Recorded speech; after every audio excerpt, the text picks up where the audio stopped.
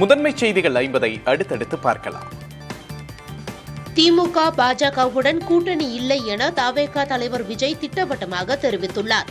கொள்கை எதிரிகள் பிளவுவாத சக்திகளுடன் நேரடியாகவோ மறைமுகமாகவோ என்றுமே கூட்டணி கிடையாது எனவும் தவேக தலைவர் விஜய் கூறியுள்ளார். கொள்கை எதிரிகள் மற்றும் பிளவுவாத சக்திகளுடன் என்றைக்கும் நேரடியாகவோ மறைமுகமாகவோ கூட்டணி இல்லை.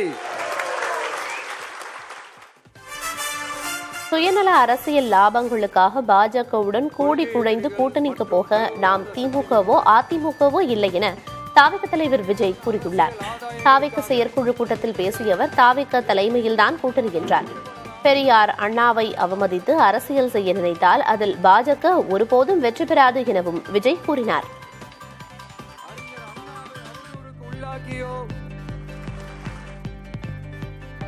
2026 சட்டமன்ற தேர்தலில் தவேகவின் முதல்வர் வேட்பாளர் விஜய் என தீர்மானம் நிறைவேற்றப்பட்டுள்ளது. தவேக செயற்குழு கூட்டம் நடைபெற்ற நிலையில் ஆகஸ்டில் தவேக மாநில மாநாடு, செப்டம்பரில் விஜய் சுற்றுப்பயணம் தொடங்கப்படும் என்று அக்கட்சியின் பொதுச் செயலாளர் என் ஆனந்த் அறிவித்தார். சென்னை பனையூரில் நடைபெற்ற தவேக செயற்குழு கூட்டத்தில் தமிழகத்தின் பிரச்சினைகள் குறித்து 20 தீர்மானங்கள் நிறைவேற்றப்பட்டன. அதன்படி பரந்தூர் விவசாயிகளின் நலன் மற்றும் உரிமைக்காக தமிழக வெற்றிக் கழகம் என்றும் துணை நிற்கும் என்று தீர்மானம் நிறைவேற்றப்பட்டுள்ளது. தவேக தலைவர் விஜய் 2026 முதல்வர் ஆகிவிடுவோம் என்ற கனவில் வாழ்வதாக திமுக செய்தி தொடர்பு குழு தலைவர் TKS இளங்கோவன் தெரிவித்துள்ளார். தவேக செயற்குழு தீர்மானங்கள் குறித்து பேசிய அவர், பரந்தூர் விமான நிலையம் அமைப்பது மாநில அரசின் கையில் இல்லை எனவும், விஜய் போராட வேண்டுமென்றால் டெல்லி சென்றுதான் போராட வேண்டும் எனவும் தெரிவித்தார். பாஜக கூட்டணிக்கு தவேக தலைவர் விஜய் வரவேண்டும் என்பது தன்னுடைய விருப்பம் என அக்கட்சியின் மாநில தலைவர் நயினார் நாகேந்திரன் தெரிவித்துள்ளார். திமுகவை வீழ்த்த அனைவரும் ஓரணிக்கு வரவேண்டும் என்றும் நயினார் நாகேந்திரன் கூறியுள்ளார். இதேபோல பேசிய பாஜக மாநில துணைத் தலைவர் கரு நாகராஜன், இந்து மக்களை ஆதரிக்கும் கட்சி பிளவுவாத சக்தியா என கேள்வி எழுப்பியுள்ளார். பாஜகவுடன் கூட்டணி வைத்தால் விஜயின் தவேக கபலீகரம் செய்யப்படும் என்று காங்கிரஸ் மாநில தலைவர் செல்வ பெருந்தகை கூறியுள்ளார். விஜய் சங்கி கூட்டத்திடம் மாட்டிக்கொள்ளக்கூடாது எனவும் செல்வ பெருந்தகை தெரிவித்துள்ளார். இதனிடையே பேசிய விசிக துணை பொதுச் செயலாளர் வன்னி அரசு பாஜகவின் திட்டத்தை செயல்படுத்தவே தவேக உள்ளது என்று விமர்சித்தார். மடப்புரம் கோவில் காவலாளி அஜித்குமார் மரண வழக்கில் நகை திருட்டு குறித்து புகார் அளித்த நிகிதா காவல் அதிகாரிகளுடன் பேசிய ஆடியோ உயர்நீதிமன்ற மதுரை அமர்வில் சமர்ப்பிக்கப்பட்டுள்ளது. நிகிதாவின் காரில் இருந்த நகைகள் காணாமல் போனது தொடர்பாகவே அஜித்குமாரை காவல்துறையினர் தாக்கியுள்ளனர். இந்த வழக்கில் நகை திருட்டு தொடர்பாக நிகிதா எந்தெந்த காவல் அதிகாரிகளுடன் பேசினார் என்பது குறித்த ஆடியோ விவரங்கள் உயர்நீதிமன்ற மதுரை அமர்வில் தாக்கல் செய்யப்பட்டுள்ளது.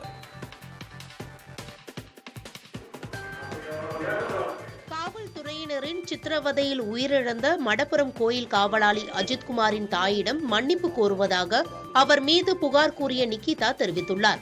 இதுகுறித்து ஆடியோ ஒன்றை வெளியிட்டுள்ள அவர் தன் மீதான மோசடி புகார்களை மறுத்துள்ளார். தான் யாரிடமும் தொடர்பு கொள்ளவில்லை எனவும், தனது கால் ரெக்கார்ட்ஸை பார்த்தால் தெரியும் எனவும் நிகிதா கூறியுள்ளார். அஜித்குமார் மரண வழக்கு தொடர்பாக விசாரணை நடத்தி வரும் மதுரை மாவட்ட நீதிபதி ஜான் சுந்தர்லால் முன்பு ஆஜராக நிகிதாவிற்கு சமன் அனுப்பப்பட்ட நிலையில் அவர் இதுவரை ஆஜராகி தனது தரப்பு விளக்கத்தை அளிக்கவில்லை என தெரிவிக்கப்பட்டுள்ளது. மதுரை திருமங்கலத்தில் இருக்கும் அவரது வீடும் பூட்டப்பட்டிருப்பதால் கைதுக்கு பயந்து நிகிதாவும் அவரது தாயாரும் தலைமறைவாகிவிட்டனர் என கூறப்படுகிறது. மடப்புரம் அஜித்குமார் மீது நகை திருட்டு புகார் அளித்திருந்த மதுரையைச் சேர்ந்த நிகிதாவுக்கும் பாஜக RSS அமைப்புக்கும் தொடர்பு இருப்பதாக செல்வ பெருந்தகை குற்றம் சாட்டியுள்ளார். ஆனால் இதனை மறுத்துள்ள தமிழக பாஜக தலைவர் நயினார் நாகேந்திரன், நிகிதாவின் பெயரே தற்போதுதான் தங்களுக்கே தெரியும் என விளக்கம் அளித்துள்ளார். கள்ளக்குறிச்சியில் புகார் கொடுக்க வந்த இளைஞரை தாக்கியதாக முதல்நிலை காவலர் ஆயுதப்படைக்கு மாற்றம் செய்யப்பட்டார். தனது உறவினர் உயிரிழப்புக்கு காரணமானவர் மீது நடவடிக்கை எடுக்க விக்கி என்ற இளைஞர் கடந்த மாதம் கச்சிராபாளையம் காவல் நிலையத்திற்கு சென்று முறையிட்டதாக கூறப்படுகிறது. இதனால் ஆத்திரமடைந்த காவலர்கள் இளைஞரை தாக்கிய நிலையில் அந்த வீடியோ வெளியானது.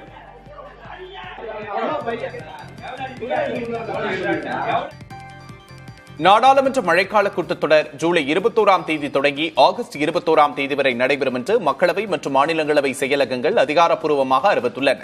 மொத்தம் 21 அமர்வுகள் நடைபெற உள்ளதாகவும் குடியரசுத் தலைவர் ஒப்புதல் அளித்துள்ளதாகவும் நாடாளுமன்ற விவகாரங்களுக்கான மத்திய அமைச்சர் கிரண் ரிஜிஜு தெரிவித்தார். ஆகஸ்ட் 13 முதல் 17 வரை நாடாளுமன்றத்தின் இரு அவைகளும் செயல்படாது என அலுவல் நாட்கள் பட்டியலில் குறிப்பிடப்பட்டுள்ளது. டிரினிடாட் அண்ட் டொபாகோ நாட்டின் உயரிய விருதான the order of the republic of Trinidad and Tobago என்ற விருது பிரதமர் மோடிக்கு வழங்கப்பட்டுள்ளது. விருதினை ஏற்றுக்கொண்ட பிரதமர் 140 கோடி இந்தியர்களின் சார்பாக இதனை ஏற்றுக்கொள்வதாகவும் இது இரு நாடுகளுக்கும் இடையிலான நட்பின் அடையாளம் எனவும் தெரிவித்தார்.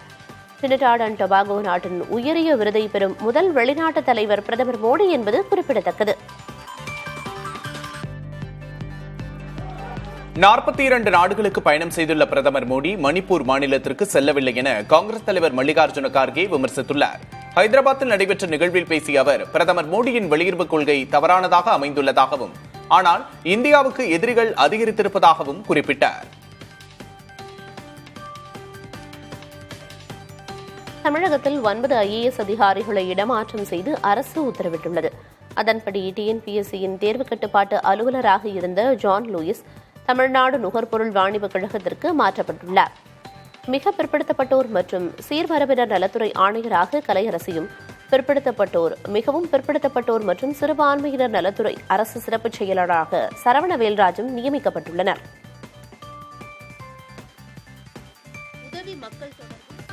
பணியிடங்களுக்கு தகுதியற்ற திமுக தகவல் தொழில்நுட்ப பிரிவு பணியாளர்களை நியமிக்க முயல்வதாக உதவி மக்கள் தொடர்பு அலுவலர் பணியிடங்களுக்கு திமுக தகவல் தொழில்நுட்ப பிரிவு பணியாளர்களை நியமிக்க முயல்வதாக அதிமுக பொதுச் செயலாளர் எடப்பாடி பழனிசாமி கண்டனம் தெரிவித்துள்ளார். இந்த பணிக்கு பத்திரிகை மற்றும் மக்கள் தொடர்பு அல்லது மீடியா சயின்ஸ் துறையில் டிப்ளமோ அல்லது பட்டப்படிப்பு முடித்தவரை அரசு பணியாளர் தேர்வாணையம் மூலம் மட்டுமே நியமிக்க வேண்டும் எனவும் பழனிசாமி வலியுறுத்தியுள்ளார். பாமகவின் சட்டமன்ற கொறடா பதவியில் இருந்து அருளை நீக்கிவிட்டு மயிலம் சிவக்குமாரை நியமனம் செய்யக்கோரி சபாநாயகரிடம் அன்புமணி தரப்பினர் மனு அளித்துள்ளனர். பாமக உட்கட்சிக்குள் நிலவும் பூசல்கள் அதிகரித்து வரும் நிலையில் பாமக எம்எல்ஏக்கள் வெங்கடேசன், மயிலம் சிவக்குமார், சதாசிவம், வழக்கறிஞர் பாலு ஆகியோர் தலைமைச் செயலகத்தில் சபாநாயகர் அப்பாவுவை நேரில் சந்தித்தனர். யாரும் கட்சியிலிருந்து நீக்கவில்லை என பாமக எம்எல்ஏ அருள் விளக்கம் அளித்துள்ளார். பாமக கொறடா விவகாரம் தொடர்பாக அக்கட்சியின் நிறுவனர் ராமதாஸ் எழுதிய கடிதத்தை எம்எல்ஏ அருள் சட்டப்பேரவை செயலாளர் ஸ்ரீனிவாசனிடம் வழங்கினார். அக்கடிதத்தில் 16வது சட்டப்பேரவை கால அவகாசம் உள்ளவரை சேலம் மேற்கு தொகுதி சட்டமன்ற உறுப்பினர் அருள்தான் பாமகவின் கொறடாவாக நீடிப்பார், செயல்படுவார் என ராமதாஸ் குறிப்பிட்டுள்ளார். பாமகவை திமுக கூட்டணியில் இணைக்க முதல்வர் மு.க.ஸ்டாலின் முடிவெடுத்தால் அதை நாங்கள் வரவேற்போம் என காங்கிரஸ் மாநில தலைவர் செல்வ பெருந்தகை தெரிவித்துள்ளார். இது தொடர்பாக புதிய தலைமுறைக்கு பேட்டியளித்த அவர், சமூக நீதிக்காக ஒரே தளத்தில் நின்று தாங்களும் ராமதாசும் போராடியுள்ளதாக குறிப்பிட்டார். கோவிட் பெருந்தொற்றால் நிறுத்தி வைக்கப்பட்டிருந்த அரசு ஊழியர்கள் மற்றும் ஆசிரியர்களுக்கான ஈட்டிய விடுப்பு சரண் செய்யும் நடைமுறை 2025ஆம் ஆண்டு அக்டோபர் 1ஆம் தேதி முதல் அமலுக்கு வந்திருப்பதாக தமிழ்நாடு அரசு அறிவித்துள்ளது. அரசு அலுவலர்கள் மற்றும் ஆசிரியர்களின் கோரிக்கையை ஏற்று 15 நாட்கள் வரை ஈட்டிய விடுப்பை சரண் செய்து பணப்பயன் பெறலாம் என தமிழ்நாடு அரசு அறிவித்துள்ளது. தமிழ்நாடு அரசின் 2025ஆம் ஆண்டுக்கான தகைசால் தமிழர் விருதுக்கு இந்திய யூனியன் முஸ்லீம் லீக் கட்சியின் தேசிய தலைவர் காதர் முஹிதீன் தேர்வு செய்யப்பட்டுள்ளார். கடந்த 4 ஆண்டுகளில் சங்கரையா, நல்லக்கண்ணு, வீரமணி மற்றும் குமரி அனந்தன் ஆகியோருக்கு தகைசால் தமிழர் விருது வழங்கப்பட்டது குறிப்பிடத்தக்கது.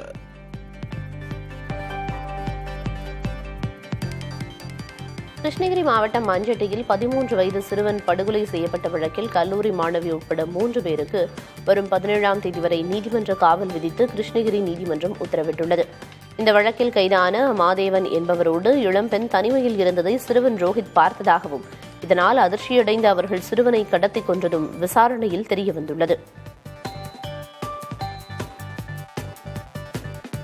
திருப்பூரில் புதுமண பெண் ரித்தன்யா தற்கொலை வழக்கில் அவரது மாமியார் கைது செய்யப்பட்டார். ஏற்கனவே ரித்தன்யாவின் மாமியார் சித்ராதேவி கைது செய்யப்பட்டிருந்த நிலையில் உடல்நலக்குறைவு காரணமாக பைண்டிங் ஆர்டர் முறையில் விடுவிக்கப்பட்டிருந்தார்.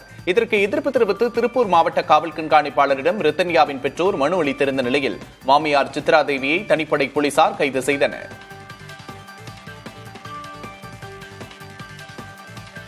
இந்தியாவின் ஆபரேஷன் சிந்தூர் நடவடிக்கையின் போது பாகிஸ்தானுக்கு சீனா நேரடியாக உதவியதாக இந்திய ராணுவத்தின் துணை தளபதி ராகுல் சிங் தெரிவித்துள்ளார். டெல்லியில் நடைபெற்ற ஃபிக்கி கூட்டமைப்பு நிகழ்ச்சியில் பேசிய அவர், இந்தியா பாகிஸ்தான் மோதலை தங்களது ஆயுதங்களை சோதனை செய்வதற்கான பரிசோதனை கூடமாக சீனா பயன்படுத்தியதாக குற்றஞ்சாட்டியுள்ளார். பாகிஸ்தான், சீனா, துருக்கி ஆகிய 3 நாடுகளை இந்தியா எதிர்கொண்டதாகவும் ராகுல் சிங் குறிப்பிட்டார். ரிதன்யா தன் கணவர் கவின்குமாரிடம் பேசிய செல்போன் பதிவுகளை கையகப்படுத்தி தர வேண்டும் எனவும், ரிதன்யா ஏன் காரை எடுத்துக்கொண்டு அந்த பகுதிக்கு சென்றார் எனவும் விசாரிக்க வேண்டும் என கூறி ரிதன்யாவின் பெற்றோர் திருப்பூர் மாவட்ட காவல் கண்காணிப்பாளரிடம் புகார் மனு அளித்தனர். இதனைத் தொடர்ந்து செய்தியாளர்களிடம் பேசிய ரிதன்யாவின் தந்தை அண்ணாதுரை, ரிதன்யாவின் கணவர் குடும்பத்தினருக்கு உச்சபட்ச தண்டனை வழங்க வேண்டும் என வலியுறுத்தினார்.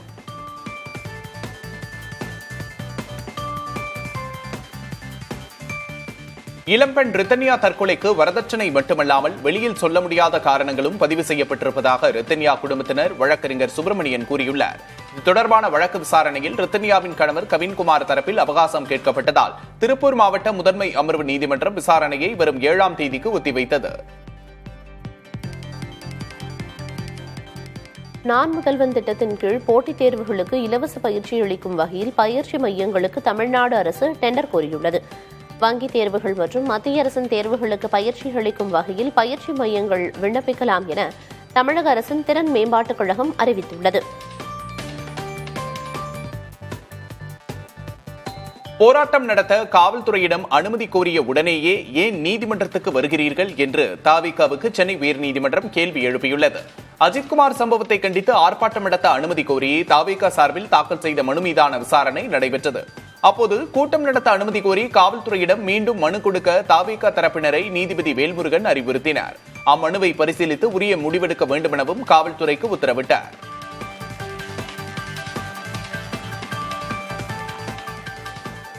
சென்னை அண்ணாநகர் அருகே யுனானி கல்லூரி மாணவர்களை தாக்கிய புகாரில் பச்சையப்பன் கல்லூரி மாணவர்கள் 3 கைது செய்யப்பட்டுள்ளனர். மாநகர பேருந்தில் யுனானி கல்லூரி மாணவியை கிண்டல் செய்ததை கண்டித்ததால் இந்த மோதல் நடந்ததாக தெரிகிறது. புரசைவாக்கம் அருகே 10 பேர் சேர்ந்து தாக்கியதால் யுனானி மாணவர்கள் காயமடைந்தனர்.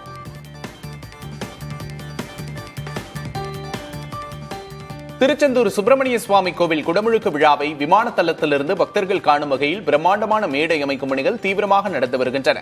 திருச்செந்தூர் சுப்பிரமணிய சுவாமி கோவிலில் வரும் 7ஆம் தேதி குடமுழுக்கு விழா நடைபெறுகிறது. இந்த நிகழ்வை விமான தளத்திலிருந்து பக்தர்கள் நேரடியாக காண 40,000 சதுர அடியில் பிரம்மாண்ட மேடை அமைக்கும் பணி வேகமாக நடைபெற்று வருகிறது.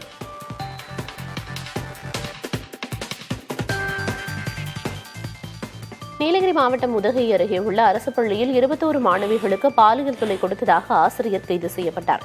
மாணவி ஒருவர் ஆசிரியர் செந்தில்குமார் என்பவர் மீது பாலியல் தொல்லை புகார் அளித்துள்ளார். இதைத் தொடர்ந்து நடத்தப்பட்ட விசாரணையில் இவர் 21 மாணவிகளுக்கு பாலியல் தொந்தரவு கொடுத்தது தெரியவந்தது.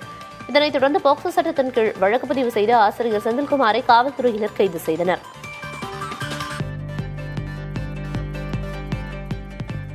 பாஜக தேசிய தலைவர் பதவிக்கான பரிசீலனை பட்டியலில் தமிழ்நாட்டைச் சேர்ந்த 2 பெண்கள் இடம்பெற்றிருப்பதாக கூறப்படுகிறது. அதன்படி மத்திய நிதியமைச்சர் நிர்மலா சீதாராமன், கோவை தெற்கு சட்டமன்ற உறுப்பினர் வானதி சீனிவாசன் ஆகியோர் இந்த பதவிக்கு பரிசீலிக்கப்படுவதாக தகவல்கள் வெளியாகியுள்ளன.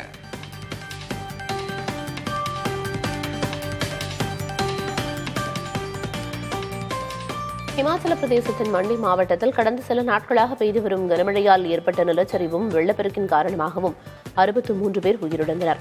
40 பேர் காணாமல் போயுள்ளனர். மழையால் பல வீடுகள் அடியோடு இடிந்து விழுந்துள்ளன. நூற்றுக்கணக்கான பொதுமக்கள் பாதுகாப்பு முகாம்களில் தங்க வைக்கப்பட்டுள்ளனர். இதற்கிடையே 400 கோடி ரூபாய் அளவிலான சொத்துக்கள் சேதம் ஏற்பட்டிருப்பதாக மாநில அரசு தெரிவித்துள்ளது. உத்தரப்பிரதேச தலைநகர் லக்னோவில் கட்டப்பட்டு வரும் ரயில்வே மேம்பாலம் நேராக ஒரு கட்டிடத்திற்குள் நுழைவது போல இருக்கும் காணொலி சமூக வலைதளங்களில் வைரலாக பரவி வருகிறது. இதை 8வது உலக அதிசயம் என்று நெட்டிசன்கள் கிண்டல் அடித்து வருகின்றனர்.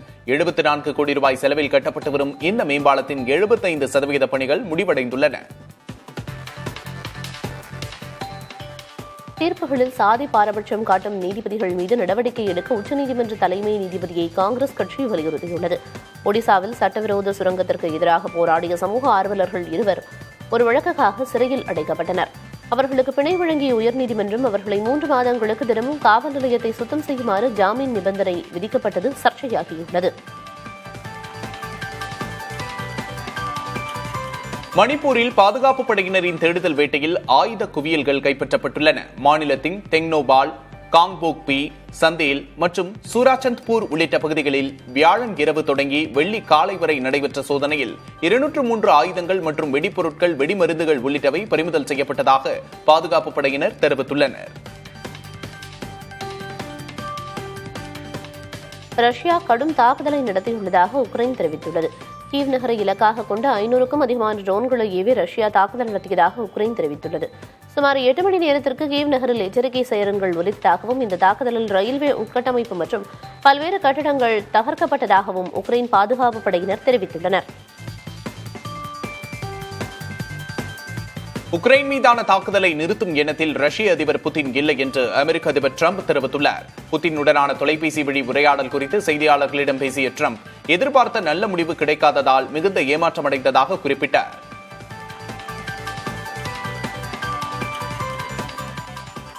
காசாவில் மனிதாபிமான உதவிக்குழுக்களுக்கு அருகிலும் நிவாரணப் பொருட்கள் விநியோக மையங்கள் உள்ள பகுதியிலும் 613 பாலஸ்தீனர்கள் சுட்டுக் கொல்லப்பட்டுள்ளனர். இதனை ஐக்கிய நாடுகள் சபையின் மனித உரிமைகள் அலுவலகம் தெரிவித்துள்ளது. அந்த அலுவலகத்தின் செய்தித் தொடர்பாளர் மனிதாபிமான உதவிகளை பெற முயலும் பாலஸ்தீனர்கள் மீது இஸ்ரேல் ராணுவம் துப்பாக்கிச் சூடு நடத்துவதாகவும் ஷெல் குண்டுகளை வீசி தாக்குவதாகவும் கூறியுள்ளார். சர்வதேச விமானங்களுக்கு ஈரான் வான்வெளி மீண்டும் திறக்கப்பட்டுள்ளதாக அந்நாடு தெரிவித்துள்ளது. இஸ்ரேல் உடனான மோதல் காரணமாக ஜூன் 13ஆம் நாள் முதல் மூடப்பட்டிருந்த வான்வெளி மீண்டும் திறக்கப்பட்டுள்ளது. டெஹ்ரானில் உள்ள மெஹ்ராபாத் மற்றும் இமாம் காமினி சர்வதேச விமான நிலையங்கள் உள்நாட்டு, வெளிநாட்டு விமானங்களின் வருகை மற்றும் புறப்பாட்டுக்கு திறக்கப்பட்டுள்ளதாக அந்நாடு கூறியுள்ளது. ஜப்பானில் சனிக்கிழமை சுனாமி வரவிருப்பதாக சமூக ஊடகங்களில் வதந்திகள் பரவி வருகின்றன. புதிய பாபா வாங்காய் என்று அழைக்கப்படும் ரியோ டட்சுகி என்பவர் 1999ஆம் ஆண்டில் கணித்த சில கணிப்புகள் நிஜமாகவே நிகழ்ந்த நிலையில் அவரை தீர்க்கதரிசியாகவே பலரும் கருதினர். இந்நிலையில் ரியோ டட்சுகி சனிக்கிழமை ஜப்பானில் மீண்டும் நிலநடுக்கமும் சுனாமியும் ஏற்படப் போவதாக கணித்திருப்பதால் அந்நாட்டில் பலரும் பதற்றமடைந்துள்ளனர். இத்தாலியின் ரோமில் எரிபொருள் விநியோகிக்கும் நிலையத்தில் பெரும் வெடிவிபத்து ஏற்பட்டது. இதில் 9 காவல்துறையினர் உட்பட 20 பேர் காயமடைந்ததாக ரோமா இணையதளம் செய்தி வெளியிட்டுள்ளது. வெடிபொருள் எரிபொருள் விநியோகிக்கும் நிலையம் முழுவதும் தீக்கிரையானது. இந்திய அணியின் முன்னாள் கேப்டன் சௌரவ் கங்குலியின் பயோபிக் படத்தில் கங்குலியின் மனைவி டோனா கங்குலியாக மிமி சக்கரவர்த்தி நடிக்க உள்ளார் என்ற தகவல்கள் வெளியாகியுள்ளன. இந்த பயோபிக் திரைப்படத்தின் படப்பிடிப்பு இந்த மாத இறுதியில் தொடங்க உள்ளது. ராஜ்குமார் ராவ் இதில் கங்குலியாக நடிக்கிறார்.